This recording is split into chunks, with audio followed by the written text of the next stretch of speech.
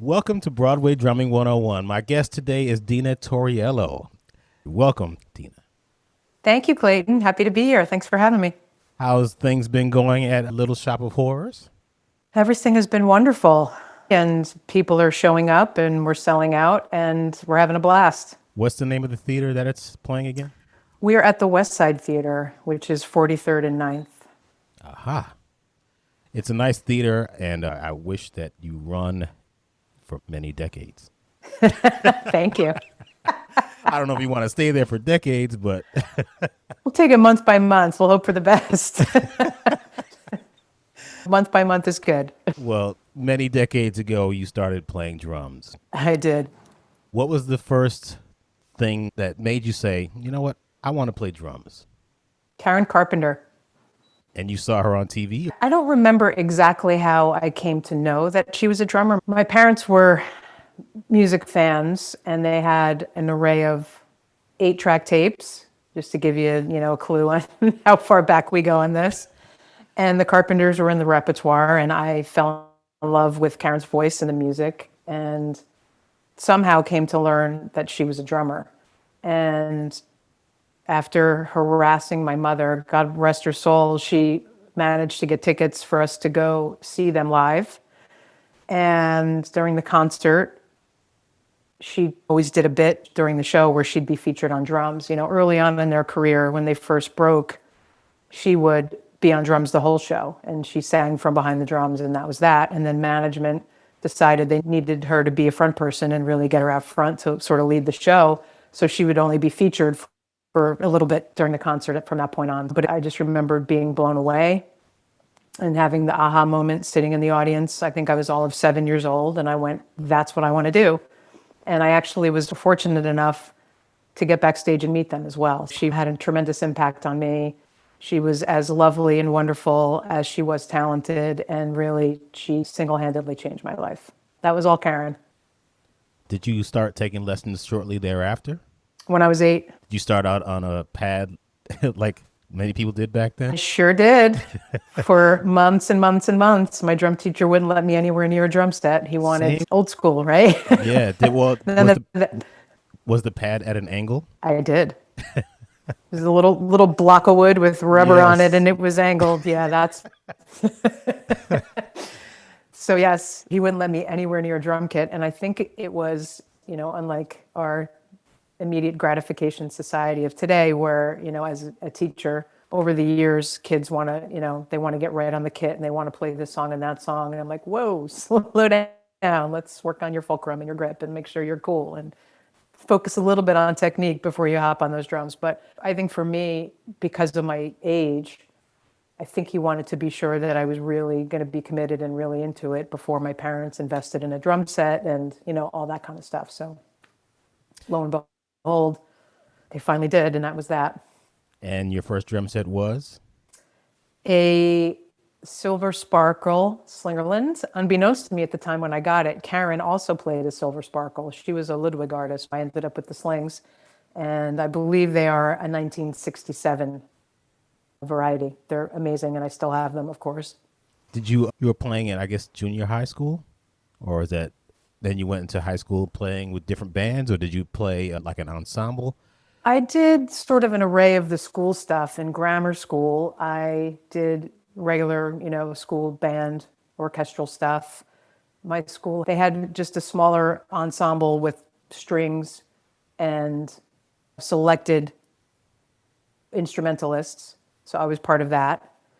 And they didn't have any kind of a jazz band thing, so I didn't get to participate in that at any point. By the time I got to high school, I did ninth grade in school band, and I don't know, I felt like I was reading the same music that I started when I was in fourth grade. It never got really that much more challenging for me. It was kind of the same thing year after year after year.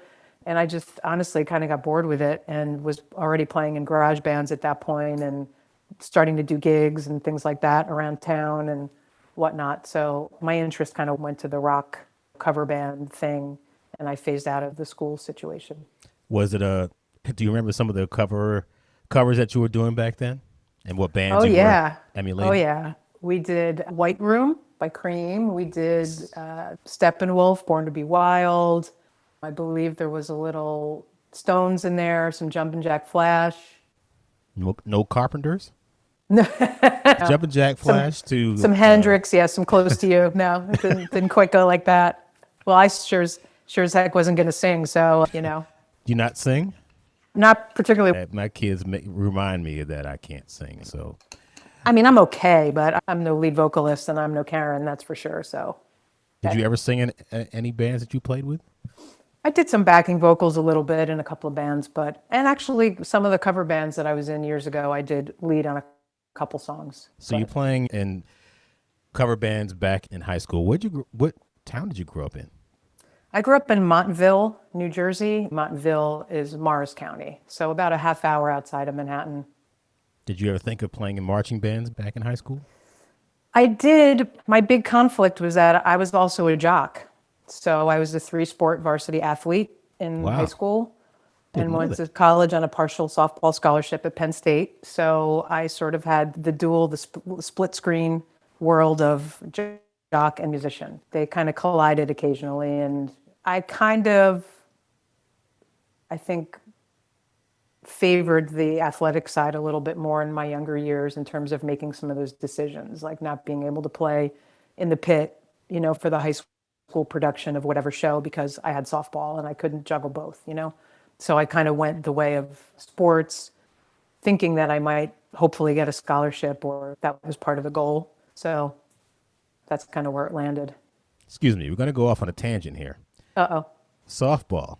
Yeah. Over the summer, I went to, I forgot where it was, but it was about an hour north of New York City because we wanted to get out of town. And we ran across I guess it's girls softball, and just watching them play and watching them pitch, I was like, oh my God, this ball is going so fast. I mean, that's just little league. I'd be scared to death being up there. I could imagine high school and college.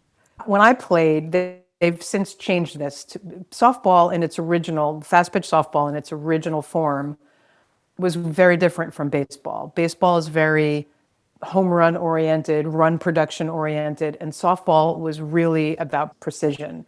It was about 1-run games, 1-0, 2-0, 2-1. You had to be able to execute a bunt to move a runner. And it was like all of that perfectly precise execution, discipline, and things were happening at warp speed. So when I was playing in college, the pitching mound was 40 feet. It's now 43, but girls were throwing upper 60s, low 70s, which equates to, in terms of reaction time, well over 100 miles an hour at baseball. So the reaction time, and pitchers are throwing rise balls, drops, drop curves, change ups, screwballs. So you get an array of movement, an array of planes coming at you at like light speed. So it was really awesome. It was a great game. I loved it. Really loved it. Excuse me. Again, we're going deep into softball. Tangent. Yeah, deep dive. Well, getting to drumming, I just find this fascinating. Since you know so much more about it than I do, the length of the distance between the home plate and the pitcher's mound, I never could. Again, I don't know all this stuff, but if it's shorter and you're throwing at 60 miles an hour, it's equivalent to a guy throwing from further away at 90 miles an hour, or you said the reaction time. Yeah, so it would be the equivalent from, in my day and age, at 40 feet, at the speeds that they were throwing then, would be the equivalent of a baseball player at 62 and change, whatever the pitching mound is in baseball, 62 feet and inches, would be the equivalent of a baseball player throwing, I think it was like 110 or 105, stuff that you don't see in baseball. So it was pretty bananas. That's crazy. Yes, I played against, in my summer league, I played against girls that went on to be on the Olympic team. So it was like that kind of crazy competitive, high level insanity. And it was very challenging and awesome. Excuse me. Getting back on the drum road. Well, what made you rant over? Edit? No, I'm not going to edit this. Feel free. No, this is all part. Dealer's choice. It's all part of your life story. So you were the dual track of athletics and drumming, and you eventually chose drumming. You went to. Did you go to Penn State on a scholarship? I did. Oh, really? I did. And it was on a softball scholarship. What made you stop playing? Not an injury, please. Don't tell me that. Or Oh, was it? well, I played 4 years of college and then I played a couple of years after college. And the team that I had been playing on, the summer team that I mentioned, playing against the Olympic level people, my coach stopped running the team. The team folded. And I loved that team, and that's who I wanted to play for. And I didn't play the following summer and gotten picked up by another local team because you can expand your roster when you get to the nationals and all that stuff. And I got picked up to go to nationals. And that was the last time I played competitively. Since then, I mean, long after, I did have a rotator cuff injury to my right shoulder, and I have some screws and metal keeping this together. So it's really hard for me to throw like I used to throw. It gives me trouble. So that officially put an end to any hopes I had of coming out of retirement. There's no huge life for softball after college. There's some pro stuff here and there, but it was long after. I was too old at that point. So. Did you pitch? What I position did you pitched play? in high school a little bit, but I was primarily a third baseman. That was really, I kind of played a lot of different positions wherever the team needed me. So my freshman year, I platooned at first base and third base. Sophomore year, I played second base. I caught a couple of innings in my junior season, but junior and senior year, I was at third base. And that's where I liked that the best and had the most success there. Do you have a top five softball players that you looked up to or still look up to? I don't know if I could give you a top five, but Lisa Fernandez was definitely a favorite of mine. Dot Richardson, definitely a favorite of mine. Those are my two favorites. Yeah. So in Penn State, did you play drums? Only when I came home, I didn't study music there.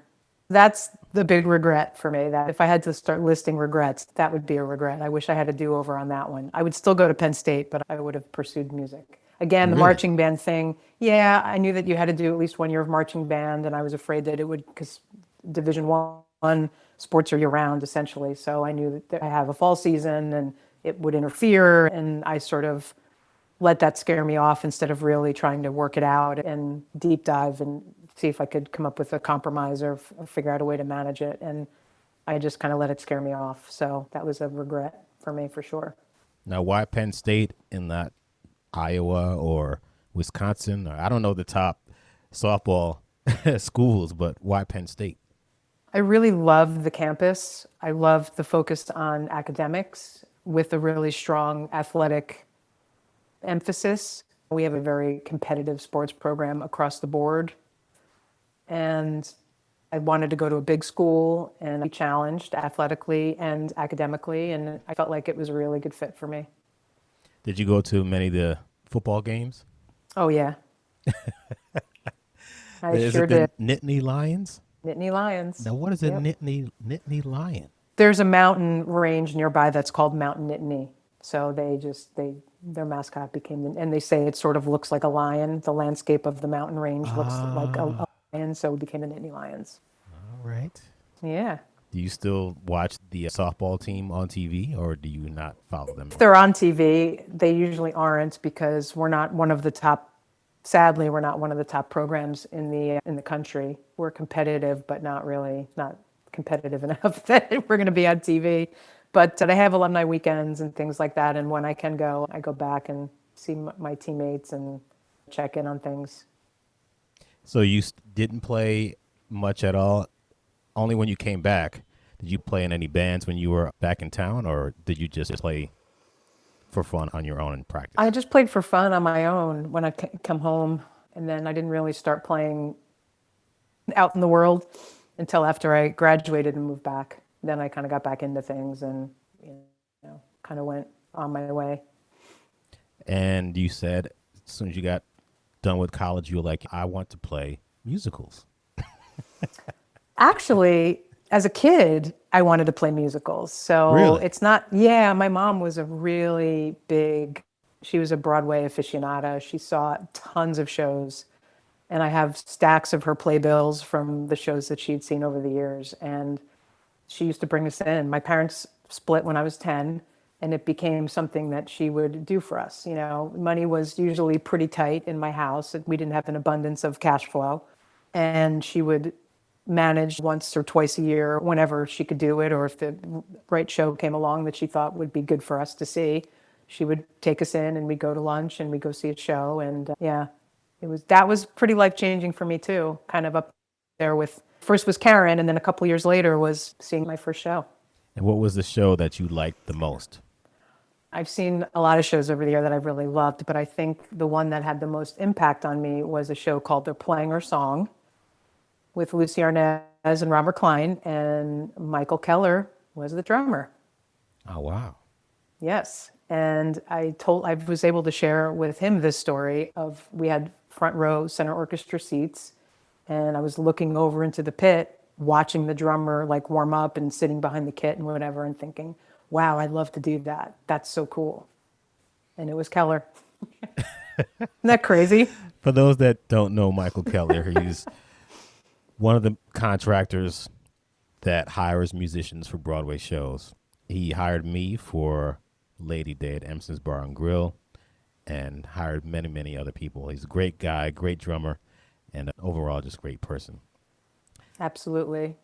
So, I got to sit with him when I was doing Head Over Heels. He was overseeing our orchestra rehearsals. So I got to meet him and eventually get to this storytelling with him. And he was like, you know, that was me, right? It was like, it was crazy, but yes. So my interest in Broadway started way back. And ironically enough, the first thing I did when I moved back home from college, my neighbor down the street was a really active piano player in the community. She played for the church in town, and she used to play. There was a theater that I'd never been to, but she was really involved in a lot of things. And she called me up and she said, you're home for good now, right? You're back from school? Yeah, I'm back. I'm doing the show at the Rockaway Town Square Playhouse called Dames at Sea, and we could really use someone to play percussion. You want to come out? You want to come do it? I was like, yeah, great. I'm like, I haven't read in a couple of years. Can I take a look at the, I was like all nervous about, reading charts and stuff. And I was like, oh yeah, okay, cool. I got this. So that was the first thing I did when I moved home from school, was actually play a show. oh, wow. Yeah. I always thought, just from my brief interactions in the past, I always thought you wanted to be a rock star. I did. I wanted, both were very appealing to me. So I kind of had this dual vision of both things. But yeah, I mean, I think first and foremost, with my exposure being Karen Carpenter, seeing Karen Carpenter on stage, I had visions of being a rock star. I always wanted to play Madison Square Garden and, all that kind of stuff. But then a few years later, being introduced to Broadway musicals, I definitely had that bug as well. That was always present in my brain. Did you ever get a chance to play Madison Square Garden? I did not. My band opened 3 shows for the Rolling Stones, and none of them were at the Garden, unfortunately. 2 were in Chicago. Wow. And 1 was in Baltimore. We'll get to that stuff in a minute. But you got back after Penn State started playing in a musical, and after that, you also playing in different original bands back at that point? Or how did you get involved in other things? My first segue from post-local theater show was one of my best friends from high school. Well, I just found out a few weeks ago she passed away tragically. So I'm still like a little moved and shaken by this whole thing, but it was because of Gretchen. She called me. She was a phenomenal singer, absolutely phenomenal. And she said, hey, my band needs a drummer. Come down and audition. I was like, okay, cool. Another cover band. I always joke that New Jersey is like the cover band capital of the world. It's like, I don't know why. Every bar has cover bands, and it's hard to find original, like a good original thing happening, select bars here and there, but it's really predominantly cover bands. So another reason to hate New Jersey for all you Jersey haters out there. So I went down and auditioned and got into this band and played originals locally. And we were doing an outdoor thing. I want to say it was like Memorial Day weekend or something. It was an outdoor concert in a park kind of a thing, and there were multiple bands on the lineup on the bill. And the band that was playing after us was an original band, and they had a drummer who was just kind of filling in for them. They were looking for somebody permanent, and they saw me play with this band, and they approached me and they asked me to join that band. And then I started working with them, and we did stuff in New Jersey, but also in the city. So that began my having to drive into Manhattan with all my crap and load in before most of these places got smart and got, decent backlines, right? So I'm driving in and schlepping my drums and, doing these gigs around town. And as it often happens, one thing leads to another, and then into another really high profile cover band in New Jersey, and playing some of the really big Jersey Shore clubs and all that stuff in front of like 3,000 people and all that craziness. And then from the bass player in that band happened to be at that time in Antigone Rising. They were switching gears, and she got me to get in for an audition with that band. And then I spent 20 years with Antigone Rising. So that's kind of the Cliff Notes version of that little trail post-college. So tell me about Antigone Rising. They were around before you joined them. Did you They know about were. them before? I did only because of my bass player, always talked about them and how great they were. And then I started keeping an ear out and was seeking them out. I would go see them occasionally in Manhattan, and then they won a contest, and they had an opening slot at Jones Beach for one of the years that Lilith Fair was in existence with Sarah McLachlan and all that. So they were an all-female rock band, essentially classic rock influence. The two sisters who started the band formed the band. They both went to Bucknell University, and the band formed out of Bucknell. And as many bands do, they went through some lineup changes and such. And I finally joined. I entered the picture in late 1998 and was with them for 20 years up until I got called for my first show. So I segued away from them to Broadway. So you joined Antigone Rising and you worked with them for 20 years. You did all kinds of things, touring in vans, playing in small venues, large venues. You recorded on some records, I'm assuming? Yes, we made lots of records. We were signed, we had a record deal, and did that dance for a few years. And had some great opening slots and did some bus tours, fly dates, and TV appearances, and sort of ran the gamut with all of that stuff. The catchphrase that we would use affectionately amongst ourselves is pockets full of memories, because we weren't like rolling in dough, but we had pockets full of memories. So All right, give me one of those give me one of those pockets of reach into one of those pockets. Give me one of the I'm going to ask you two things. Give me one of the worst memories of those 20 years, things that you like, I can't believe that happened. perhaps under the category of dumbest thing we've ever done, we had two moments like this. So committed to trying to make it work and to make things happen for ourselves that we just wouldn't say no. We had a gig in Albany, New York, and the next day we had a 6 o'clock load-in in Greensboro, North Carolina. We slept for 3 hours. We joke about the Motel 87 off of the thruway that we slept in that we still joke about. We call it like a paperclip lock, chain lock on the door. It was like, why bother? Because it was as sturdy as a paperclip.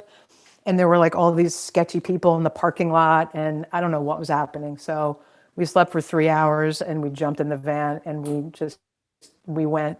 And usually I can always rally. I'd be sound asleep, and whoever was driving would be like, I'm tired, I need you to drive. And I would just wake up and be like, I'm good, just get me coffee, I'll drive, whatever. And that morning I was just done, I couldn't do it. And Kristen, who was least likely to be able to rally, was like blasting Berlin's first album, and we just like blasted down the highway. And we rolled in, I think we pulled in at like 5:55. Wow. But we got there. And we did a similar thing. We were in Philly, and then we had to drive to Rhode Island to catch a ferry to play Block Island to open for the pop duo Evan and Jaron, the one-hit wonder, pop duo on Block Island. And we had to catch like a 7 a.m. ferry or 7:30 ferry to get the van and the trailer and all the gear over to, we just did the most insane things. We were just idiots. Would you do it again if you were? Absolutely. Really? Absolutely. I would do every minute of that again. It was amazing. That's cool. It's a younger person's game for sure. I couldn't do a lot of what we did now 20 years later because it's hard. Yes. Sleeping on benches. And Kristen, my bandmate, would always, when we'd be on these excruciatingly long van rides, she would just say, she'd look at me and go, I just want to unscrew my legs and take them off because I can't get comfortable on these benches. Painful. It was really painful. But it was incredible, all the stuff we did and just being fearless and just not taking no for an answer and just doing it, just getting out there and doing it. It was incredible. All right, let's reach into the other pocket. All Best memory. One of the best memories of playing with Antigone Rising was. right, I've got two. We were opening for Aerosmith at the PNC Art Center here in New Jersey, and they were running really late with their sound check. So we were like, let's just not sit in the dressing room and waste time. Let's just go hang out backstage so that as soon as they're done, we can get on and make this happen. So we were hanging out behind the stage, and Steven Tyler could totally see us. So he catches our eye, and he's like kind of looking at us, and they finished their sound check, and he puts his mic down and looked, and from like across the stage was like, hey, the girl band. And he comes running over to us, and he's like hugging us. And hey, I had a really great old school Pretenders concert shirt on. He's, oh, I love that shirt. Great hair. He's hugging it. Can I get a picture with you girls? I was like, what the hell is happening right now? It was just so awesome. And then the other memory was with the Stones. We crossed by them backstage. I think maybe we had just come off from doing sound check or something, and they were going on or whatever it was. And we walked by them in the hallway. Mick wasn't there. It was the rest of the guys. And Keith Richards pushes his glasses down to the end, the end of his nose, and he mumbled something that none of us could even begin to tell you what he said. It was picture Keith Richards, and it's exactly what you would imagine. He was just like, yummy, and looking at the girl band. And he goes, and he walks away. Wow. We were just like, what the hell was that? It was really awesome. Yummy, that's funny. Yummy. I would have been really insulted if it just wasn't Keith Richards. It just was so hysterical. I just was like, okay, whatever. It's classic. It was great. So did you watch them from the wings or? Yeah. Really? Yeah. That would have been cool. Yeah. And Aerosmith too. It was awesome. And the Allman Brothers. They actually came up to us by the second or third night. The first night we played with them, we did 4 or 5 shows with them. The first night they were nowhere to be found. I guess word got back to them from the crew that we could actually play, and we were pretty rocking. By the third night, they stuck around to watch our show. And then the fourth night, they wanted to play with us. So they came up and jammed with us on stage, which was amazing. Even Greg came out and played keys. It was really cool. So those are my 3. So kids, go out, get in the van, travel from Albany to North Carolina. Stupid, no. I mean, there is something to be said about paying your dues, right? And we learned a lot. We became a great band. We learned how to function and listen and just be able to work together musically. And there's no better training ground than that, truly. It was incredible. So you did Antigone Rising. You played with them for 20 years, played on a few different records. Do you have a favorite record that you played on? Like if you were to say, you know what, this is pretty representational. Is that the right word? This album represents some of my best drumming. Which would that be? Tough question. Some of our stuff was self-produced and self-released, pre-record label. I kind of like some of the stuff I did on the last of those records called Rock Album, which Mick Rock actually did the photos for. So again, another like RIP moment to Mick Rock, brilliant photographer for those who don't know. And we went to the studio in Staten Island and we did a bunch of shots. One of the reasons why we named the record Rock Album was Mick Rock did the photos, but more importantly, people didn't get that we were a rock band. So it was kind of like Rock Album. Here you go. Here's rock music. Some of the stuff on there I'm fond of. It's raw and it's young, but I listen to it now and it makes me smile. Like I'm pretty happy with some of that stuff.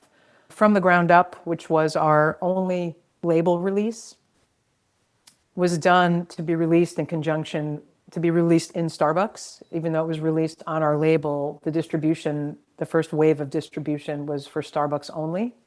So we sold like 250,000 copies of a record by sitting in Starbucks coffee shops across the country.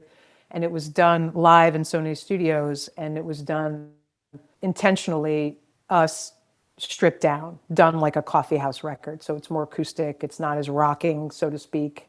No electric guitars or any of that kind of stuff. So for that reason, it's a little not representative because it's not a true rock record, but it's a really beautiful record, and I'm very proud of that as well.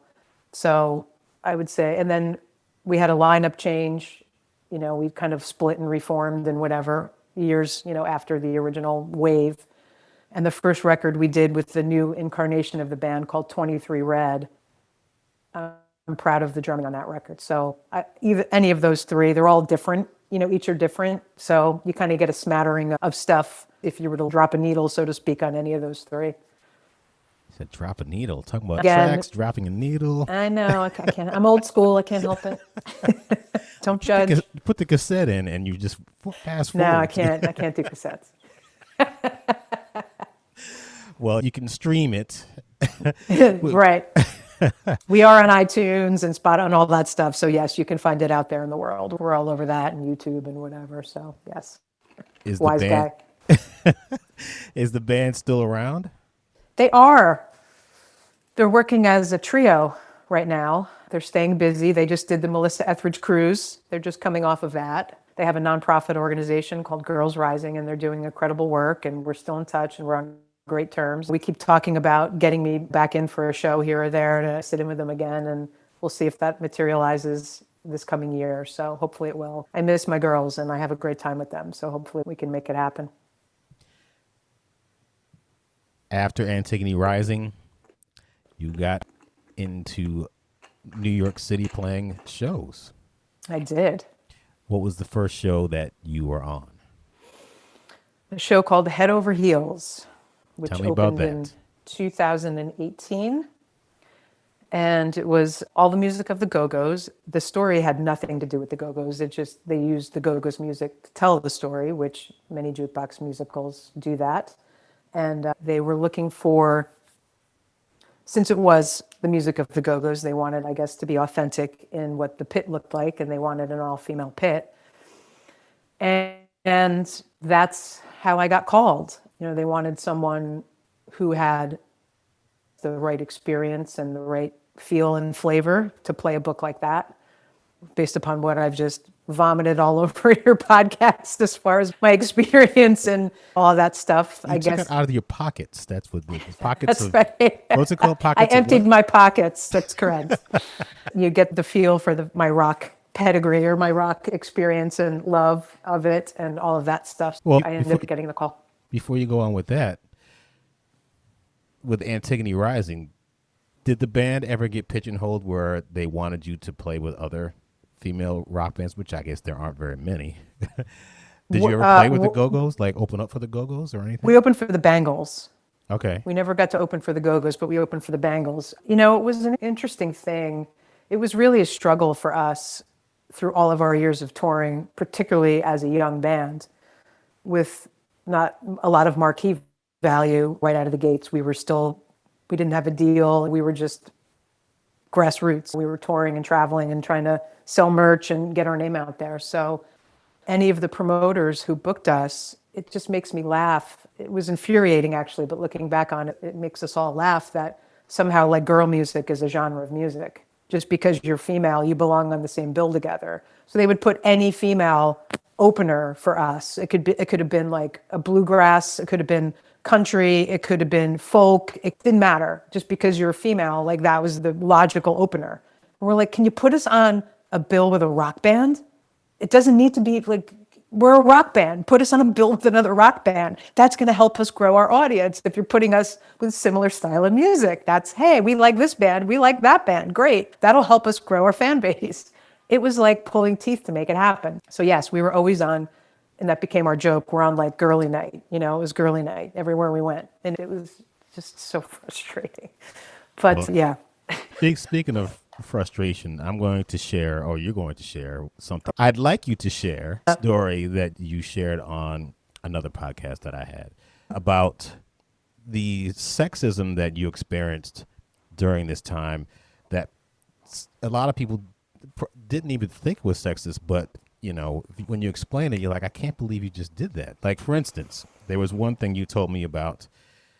I mean, you can explain it better than I did, but I guess you were all showing up and they thought that you were there for something else. I think it was as simple as so many stories. We loaded in, and you may have gotten the gist by the things I've already shared with you that we were idiots, and sometimes we were driving really long distances to get to whatever gig we had the next day. So we'd be exhausted and probably underslept, underfed, undercaffeinated, underhydrated, and under everything. We'd roll into this club for sound check, and I remember asking the sound man if we could please have some water because we'd been traveling all day. And he was like, no. So we get on stage to do our sound. This is what it was like for us pretty much every day that we would do sound check. It was like we had to do two shows. We had to do the sound check, so we had to not only perform well for the sound check. I mean, it really was sort of a version of singing for your supper. And we had to look good for the sound check, even though we were driving all day and felt like crap and looked like probably a bunch of hags. So before we rolled in, we'd put the makeup on and do the thing and make sure we looked okay and like had to look like a rock band. So we'd go in there, no water. Okay, we get on stage, we set up. Our lead singer just looked at us and gave us the look, bring it, bitches. And we just blasted into our sound check and just blew the doors off the place. And we finished, and then the guy was like, oh, you guys need water? Here's menus. Want to order some food? We were in a club in Atlanta, Georgia, and there was a patron of the club who saw us. And other artists used to joke and were like, you guys are so intimidating. You look like a gang, because there were 5 of us. And we dressed similarly, classic rock influenced, whatever. We were tough rocker girls. So the guy was like, oh, you're an all-female band. What are you guys, like Josie and the Pussycats? Wow. I was like, yeah, we're a cartoon. That's exactly what we're like. You nailed it. I'm like, what does that mean? Are you like Josie and the Pussycats? So yeah, that was sort of the thing. But yeah, good times. That's one of the bad pockets. It was just one of the things that pulled us together more and rallied us and made us more motivated to prove to everyone that we were capable and we were a good band and we deserved to be on a bill. That we could play our instruments, we could write great freaking songs, and we were going to put on a show, a really great show. And I've got friends of mine, people in the industry who have seen tons of shows, and my one friend Bobby will always say to me, he's like, my 2 favorite live bands, Green Day and Antigone Rising. He was like, that was it, period. Like, you're one of the best live bands I've ever seen. And he's a sound man, and he mixes live bands for a living and has run the gamut. We had that reputation, and doing 260 shows a year, you're going to get that reputation. You're going to build it, and you're going to get good at what you do. And that kind of adversity just makes you stronger. We didn't really think that much of it. It was annoying, but it was totally fine. Definitely builds character. 260 shows a year? Yeah, for like 3 years, we ran that clip. I told you, we were crazy. We were crazy. Now you can do 8 shows a week. No problem. Without having to crawl out of a van. I just, step off the ferry. It's amazing. You wind up getting the gig at Head Over Heels, and your experience doing Broadway, was it something that you were like, oh my God, what do I do next? Or how do I do this? Or was it something that you were somewhat prepared for based on what you did in the past? Or how did you handle getting such a gig like that? I talked to everyone I knew who was doing it at the time for any pearls of wisdom that they could offer, knowing that I hadn't had any experience really doing this. My dames at sea at Rockaway Town Square Playhouse didn't exactly prepare me for this. So good starting point when you're 22, but not exactly the preparation one would hope for in getting their first Broadway chair. But I don't know. I trusted that my experience, and particularly, in that genre of music, would be the thing that would get me through, and my ability to listen and my ability to work well with others and follow direction and keep my mouth shut and just keep my eyes open and my ears open and pay attention and play well with others and, all the requisite qualities of being part of a Broadway production. I sort of trusted the process, so to speak. And some of my friends who had been doing it for a long time were really big proponents of the idea that the best Broadway players come from that world of having toured and having worked elsewhere to kind of get your chops and get your feet wet. And know how to be in a band, before stepping into that arena. Again, I trusted that I was prepared in that way, even though I didn't have any experience in theater proper. How long did that run? It was such a great show and so much fun, but about 8 months. Did any of the Go-Go's come and see They you? did. Yeah, they did. They were present several times. And actually, we did a promo thing during, I don't know if it was still during previews, might have been at the end of previews just prior to opening, where we finished the show and the Go-Go's actually performed. And Gina Shock couldn't be there, so I played drums with the Go-Go's for the Oh, for that's the tour. cool. I think it was two songs. Chance to meet Gina? I did. Yep, I did a feature on her for Modern Drummer magazine, so I interviewed her and we spent a couple hours on the phone chatting. Man, Yeah, it was really cool.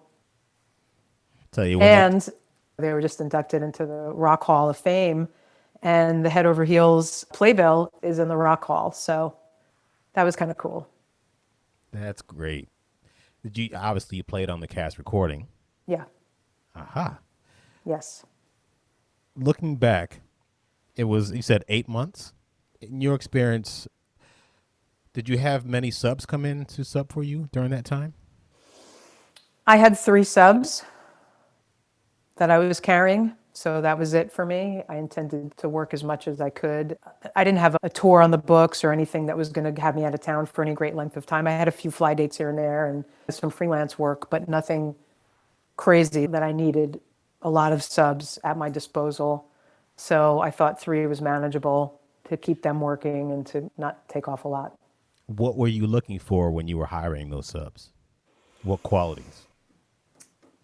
I am a big believer, for me personally, in trying to pay it forward. People were very kind to me and letting me come watch when I was asking around town. Prior to Head Over Heels even coming into the picture for me, I had started poking around and asking friends of mine who I knew to sit and watch them, watch the book, and kind of get a flavor for what things were like in a Broadway pit, and was hoping to get some opportunities to sub, none of which ever came to fruition, but I had sort of put my feelers out for that, and those people were really gracious with their time and allowing me to come into their space. And I know what it felt like for me as an outsider to the Broadway community at the time that I got Head Over Heels to be given that opportunity. It meant everything to me. And I try to bring in subs when I do a show who are trying to break in and who are looking to get in. I did that with one of my subs. I just wanted people who were capable and who I thought had the right personality and could play well with others and could take direction from the MD and could be good students, because you're going to get notes and you're going to be asked to do things that maybe you weren't doing and you need to be able to make adjustments and do all that stuff. And people whose skill set kind of fit the book. There was a request initially for the subs to be female, because at the end of Head Over Heels, the band was on a platform and they're behind a scrim and it raised, and then all of a sudden, oh, there's a female band. Oh, look, kind of a thing, like the Go-Go's, but not the Go-Go's. And, the director, I think, was partial to the idea of all female subs, but, in the spirit of doing right by the show and being inclusive and all the things that we all look to do when we're bringing people in, there were men that were involved too. It wasn't just for women. So that I had 2 women and 1 guy on my roster. Did you land another show after that? Interestingly enough, yes, the night of our closing party, Tom Kitt came up to me and said, "Hey, I have another show for you." I was like, "That's amazing." Tom Kitt did all the orchestrations and was the music supervisor for Head Over Heels. He was at our closing night party and he pulled me over to let me know that. He gave me the time frame. We'll do a lab in May, and then the show's going to run at the Emerson Colonial in November, and then we'll come to Broadway in the new year being 2020. And we got to May and we got into New 42 and we were doing work, and about 4 days in, they had canceled a rehearsal day, which I thought was weird. And then we were asked to come in at 3:00 on one day, which was really weird, and never thought anything of it until they told us that the show was being canceled. There were creative differences and the show was being scrapped. So there went my show. And I was like, oh man, easy What come, show easy was go. Magic Mike. Oh man, that sucks. But that was in Yeah. spring of 2020. Was it March It 11th? but got kiboshed in the spring of 2019. Oh, 2019. It was going to run at the Emerson Colonial in Boston in November of 2019 and then look to come into Broadway early 2020. Who knows, what would have happened at that point? I mean, we know what would have happened if we'd been open. We Right. wouldn't have been open for long. That was a really good learning experience for me, thinking that you have a show, this is amazing, and then it doesn't happen. And it happened to me, I was going to do an off Broadway show during that summer, a limited run of an off Broadway show. And the same thing happened with that. Oh, the producers didn't get their money. The show's not happening. And we had a theater, we had a move in date, like it was happening. I had the charts, game was on, as far as I knew, and for whatever I thought. I think I lost those two shows within about 3 weeks of each other. Oh man, Yeah. must have did a number on your psyche. Like, is it me? Did I do something? No, I'm just teasing. It was, but another, learning about the industry that these things happen, probably more than people think they happen. So, Yes, all the time. but then Little Shop came around, a couple months later. So one thing, two things went away, and two new things came my way. So tell me about Yeah. Little Shop. How'd you land Little Shop? One of the contractors reached out to me and said, I think you should take a meeting with this orchestrator and music director who you don't know and he doesn't know you, and he's looking to broaden his network of people and work with some new people, and he'd like to meet you, and are you up for that? He's working on a new show. Didn't know what it was, didn't know anything about it, nothing was mentioned. I said, yeah, great, would love to. So I went to the city and had coffee with Will Van Dyke, and Will was like, great, it's a little shop of ours, and it's going to be at the wet. And he went through all the stuff, and we start rehearsals next month and in August. Blah blah blah. Are you into it? I was like, absolutely. So that was that. And that opened when? We started previews in September of 2019, and we opened October of 2019 officially. Opening Okay. night. Yep, October 18th or 19th, I think, was our opening date. Okay. And it's been going strong, and of course everything stopped. Now it's back, and you guys are doing well, thankfully. Yes, we are. In your experience working at Head Over Heels, even though you didn't actually make it to Magic Mike and the other things that you worked on, but in those past shows that you have worked on, what do you think is the most important thing that a drummer should know about playing shows? The most important thing that you should know in playing a show is that no two shows will be the same ever. And I know that sounds like a really simple, obvious thing, because I guess with live music, no two shows are ever really the same. But I think with Broadway, there are so many moving parts. And there's so many layers to a show that it's beyond you as a musician and your band and your orchestra. My little shop, there's four of us, so that feels like a band, not an orchestra, right? Small numbers, but there's just so many moving parts, and it's really unpredictable in that way. You can never get complacent. You can never get comfortable and think, oh, I got this, because this is I've done this, been doing this for 2 months or 3 months or 4 months or 5 months. It's not that simple. It's never that simple. It might not be a challenge in terms of a major catastrophe every time you go into play, but there are enough subtle differences or potential wrinkles or things, little curveballs that come your way that you always need to be on your toes for. What do you think a drummer should never do while they're in a pit? They should never think that they got it. They should never think, I've done this enough that like I'm cool. Because for what I just said, it's going to be changing all the time. And you can never get comfortable, my opinion. You might disagree. You're far more of a veteran than I am. But I think when you start to, for lack of a better term, phone it in, right? You get really complacent or get really comfortable is when you get into trouble. You take your eye off the prize. You look off your chart, your mind goes somewhere else. Then all of a sudden you go, oh man, wait, was this wait, what, where am I? crap. Yes, that happens. You have to pay attention You because have to pay. I mean, I know that's, again, like you're stating the obvious, but okay, I'm going to so be true. honest. When I toured, all the years that I toured, there were times on tour when we were in a new market and maybe there were like a bartender and a doorman and two people in the bar, and you kind of phone it in. You never want to do that as a professional. You want to be in the moment and you want to be focused on what you're doing and present and all those things. But look, 260 shows a year, you're exhausted. That's going to happen from time to time. But it's easier to do it in that environment because there aren't so many moving parts and there's not so much riding on what you're doing. And I take what I do extremely seriously. I'm sure you get asked this question all the time too about how do you do the same show 8 times a week and not get bored and this and that? Doesn't it get so boring? And it doesn't get boring for me. I don't get bored by it. It's a challenge every night that I go in there because you're seeking the perfect show. And really, in terms of absolute perfection, I still haven't had it. There's always things you can do better. There's always things you can nail better. There's always ways that you can be better. Even playing exactly the same thing 8 shows a week, there's always ways that you can be better.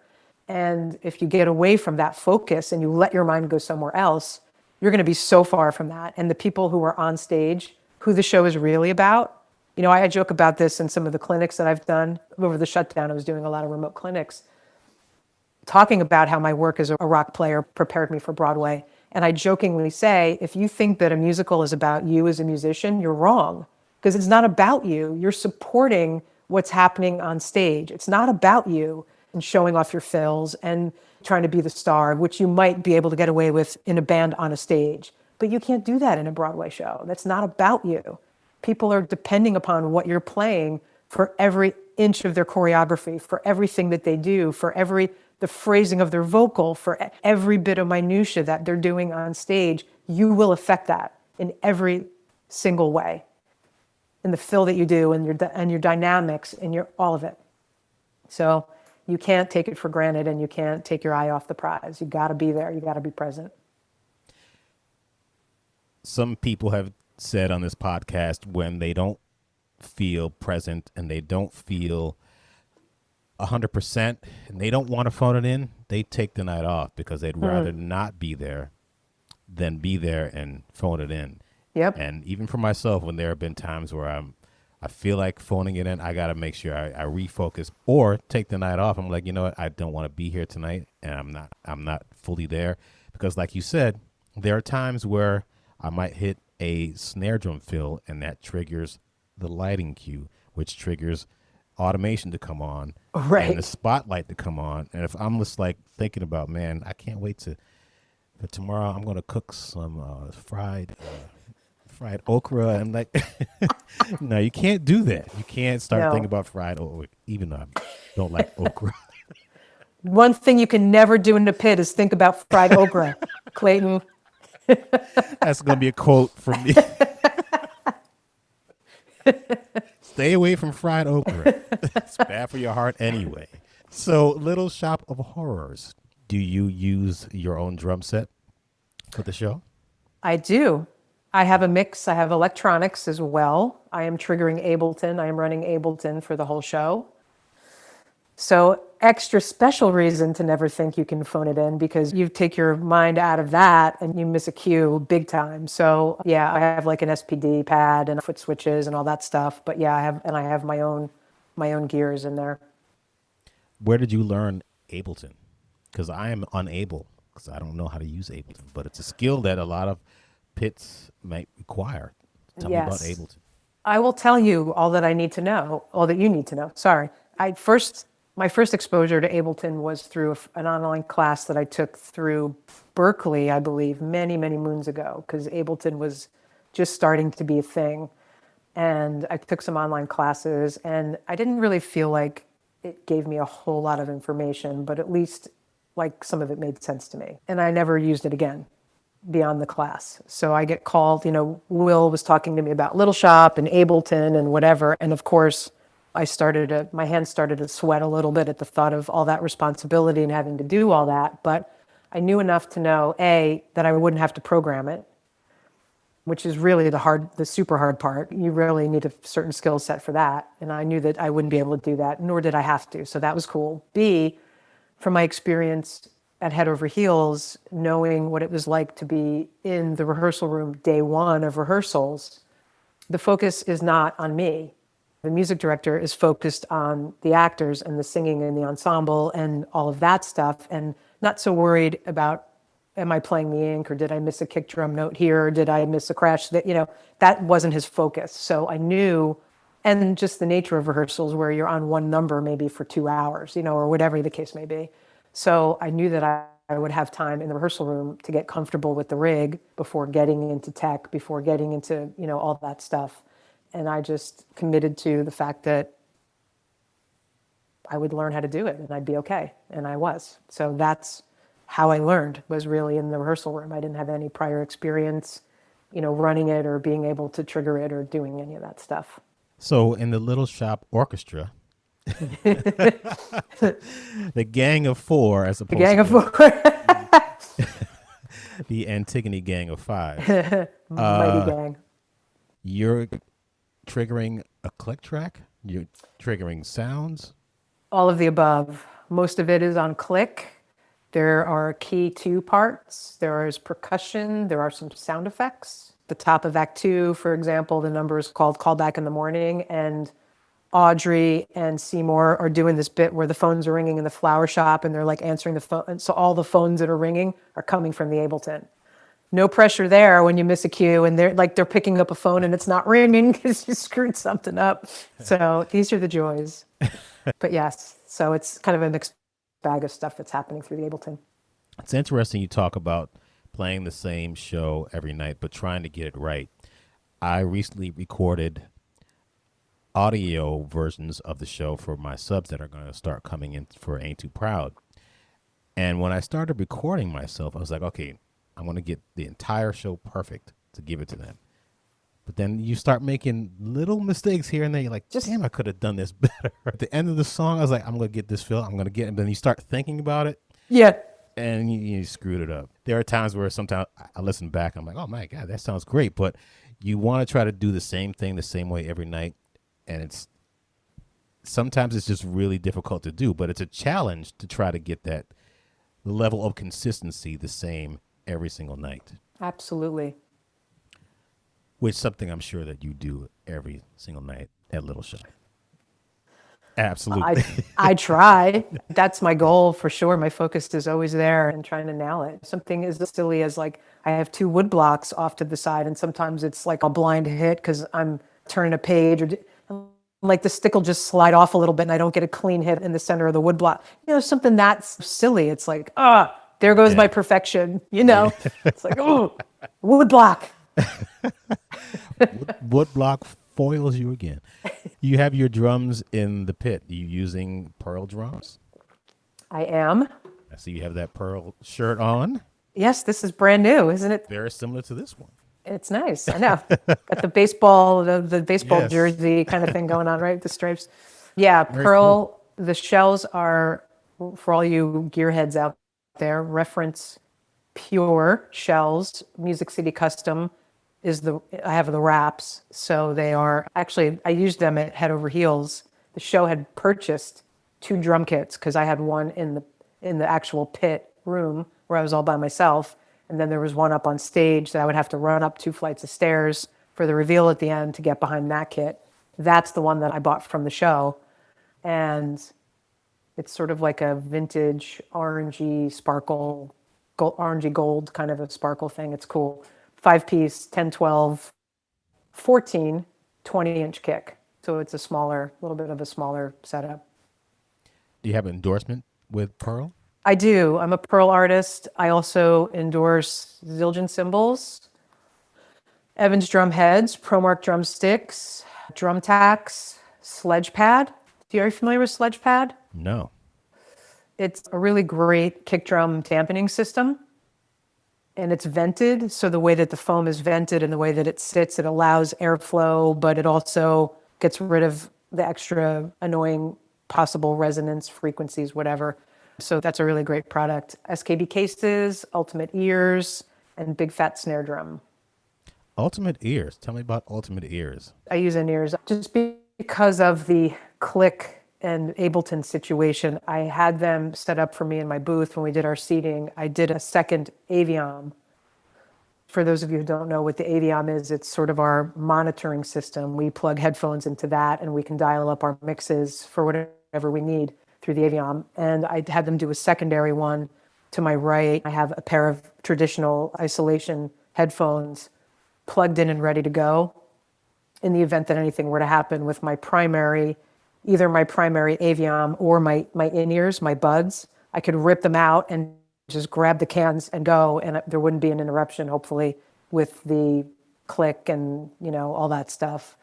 So, yeah, so I use my in-ears there, and I use them for other live gigs wherever I can use them if there's the opportunity to do that with Power Pack and all that stuff. That's just my preferred way. I like to isolate as much external stuff as I can.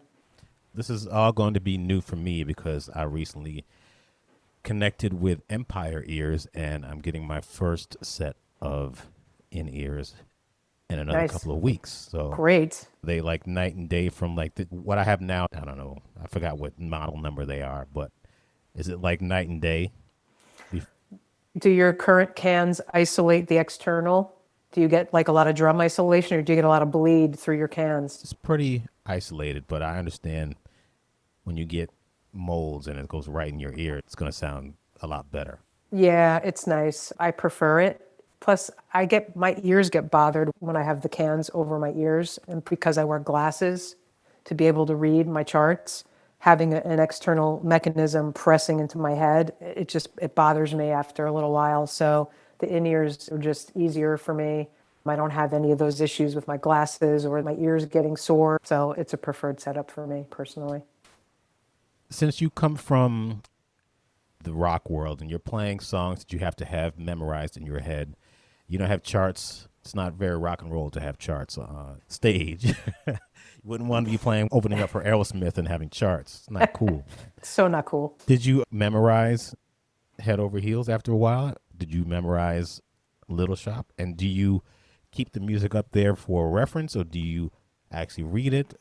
What's your mode of operations in a pit? Do you memorize or do you watch the music? I just, from doing it over and over again, obviously you will retain a lot of that. I didn't make a deliberate attempt to get off book, to go home and work on it so much that I could memorize it and get off book. For me, because there are so many, because of said moving parts that I referenced earlier, vast amounts of moving parts, I find it possible and maybe even likely that something could happen at any moment to sort of throw you and jar you. And that could, again, this is just me, if I'm trying to be off book entirely, it could throw me to a point where I might feel vulnerable without having my ink in front of me. So my charts are always up. Some moments I do have memorized and I'm not reading, I'm just playing, but it's open and it's there. It just really depends on the tune. It depends on the moment. It depends on the section or the passage.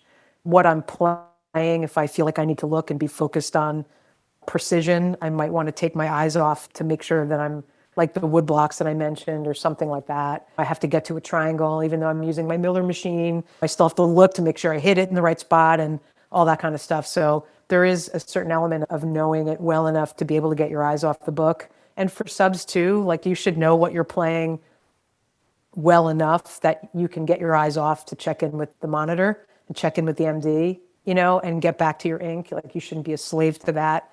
You have to look kind of a thing every second. Not to say that you have to be off book to go sub a show. I just mean you should be able to go back and forth. You should know it well enough to be able to do some of that, especially moments where you need to get cues, right? So I just don't feel comfortable being off entirely, personally. How far away is the conductor from you in the pit? Oh, the band is separated 2 and 2. So as you enter, we have to go up a crazy spiral staircase to enter the stage area, and you enter stage right. So directly above that staircase is a platform where the MD, who's playing piano, and the guitarist sit. And then directly opposite that platform, stage left, is a quick change booth, and they built a slight extension over the top of the quick change booth where my drum booth is, and my bass player sits just outside of my little drum booth area, which is only, the doorway is really only two little curtains. It's not even a hard door. They had to build it out of plywood and whatever. So it's we call it the tree house. We have to literally climb up a metal rung ladder to get to the platform. So we're literally opposite sides of the stage from each other. One other question about Little Shop. On Broadway, I subbed for Rich Mercurio. It's one of the first few shows that I subbed. I remember the first couple times the plant didn't work, or there was some Oh no. they had to like stop the show because the plant, I guess maybe the mouth was open and didn't close. Is there a big plant on stage? Is it? Oh, there's a big plant, and we have two puppeteers inside the plant doing it manually. They're actually, Really? yeah. There's like a 25-pound counterweight in the back of the big Audrey too, like the big, when it gets to its end stage size, it's really big, and it takes two guys in there maneuvering that thing. One in the front, I think one in the front, one in the back, or I think they go front to back. It's bananas how they do that thing. It's crazy. But it's so cool. It's really impressive. I need to come see that show. Yeah, it's really great. It's a great, great production. It's, from what I understand, it's very, very true to the original. I showed the movie to my kids in 2020, and I think they liked it. I thought they thought it was campy, which it was. There's certain, like Suddenly Seymour. I think that's this funny song where I forgot her name. Is it Audrey? Yeah, when she starts singing, really kind of awkwardly, but it's funny. It's a funny show. It's dark. Yeah. People getting eaten. But anyway, in the blood, we'll talk about the artistic quality of that show on another podcast, maybe. Broadway Musicals by Clayton Craddock. Anyway, there were 5 women in Antigone Rising? Originally, yes. Oh, okay. That was the original, our original lineup was 5. There are 5 in Antigone Rising, your gang. If you had 5 drummers to form a gang, what are your 5, top 5 drummers of all time? You want to put them against? I hate this question. I'm just going to say it. Why do you hate the question? I'm curious. I don't know. It's because it's such a subjective thing, and people get all bent out of shape and all worked up over, how could you pick that one? Oh, he sucks. It's like, ay. Before you go on, I'll tell people my top 5 are Tony Williams. So now. That's well done. I like that. That's great. So there's no argument there. So clearly for me, Karen Carpenter, Ringo, Steve Smith, Steve Gadd, and again, it's just, I don't know. I could easily go Jeff Porcaro. I could easily go Bonham. I could, it's just, I'll say Jeff Porcaro just because. Choose him. I know. You're up. This is over. Exactly. We're done. End Click. So, yeah. It's so hard, though. I mean, I grew up, I listened to a lot of Billy Joel as a kid. I loved Liv DeVito's stuff. That was hugely influential for me. I loved Martin Chambers. The Pretenders were like, oh, my God. Just unique, great rock stuff, It's like, who do you think are the greatest, who are the most influential, who are the most important? Yeah. There's a lot of really great ones out there. But those are my 5 for now, today. Until tomorrow, they might change. That's great. So are you working on any projects at the moment, musical projects or any other kind of things? No musical projects right now. I had done a couple of readings of a new show prior to the 18-month lockdown. So we'll see if that resurfaces at any point. I hope it does because it was really a lot of fun. And then just freelance stuff around town. I'm doing a fundraising event at Cipriani Monday night and just other gigs. I did something at Bitter End last week and doing some mentoring and home recording and just a mixed bag of stuff, staying busy like we all do, I imagine. Where can people find you on social media? I'm not even going to give you Twitter because I'm the worst with Twitter. I can't. I don't like that forum at all. It's just not right for me. But I'm on Facebook and Instagram and at Dena Tauriello, and my website is denatoriello.com. So you can reach me there. There's a direct email option if anybody has any questions or wants to say hi or wants to yell at me for my choice of drummers. That's where you can find me. All right. I guess I always say this all the time. One last question. Do you play softball still? No, Not at all? no. You can't. I mean, not throwing the ball, but get up and hitting a few balls. No, never, really.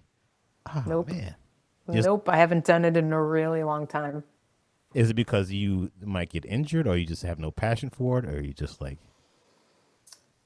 I don't know. That's a good question. I guess if I could come across a legit batting cage for fast pitch softball, I might reconsider, but I don't know of any that are near where I live that would make it easy for me to do that. I suppose with a little effort I could figure it out, but I all don't right? know. It just feels like the ship has sailed.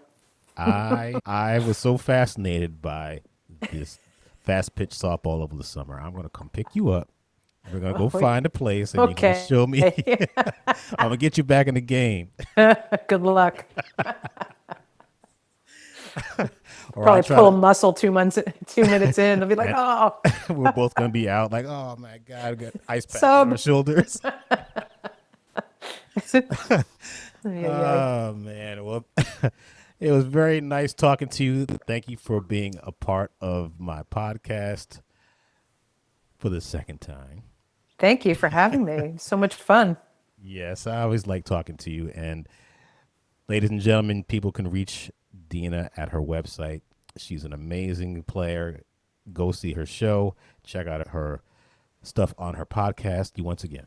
Thank you. All right, talk to you later.